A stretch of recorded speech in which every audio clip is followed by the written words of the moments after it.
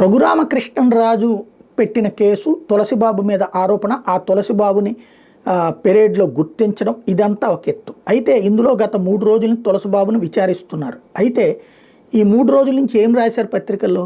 ఏమీ మాట్లాడలేదు, ఏమీ నోరెప్పలేదు.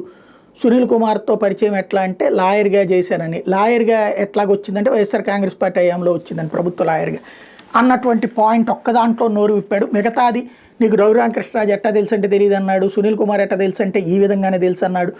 అలాగే నువ్వు కొట్టావంటే కొట్టలేదన్నాడు, మీద ఎక్కావంటే ఎక్కలేదన్నాడు, వీడియో తీసావంటే తీలేదన్నాడు, వీడియో తీసి ఎవరికి చూపెట్టావంటే అసలు సంబంధం లేదన్నాడు, కెమెరాల సమక్షంలో జరిగింది, లాయర్ల సమక్షంలో జరిగింది, ఇదంతా రాసుకొచ్చింది ఇదే పత్రికలు ఈనాడు జ్యోతిని. ఇప్పుడు ఏం రాస్తున్నారు?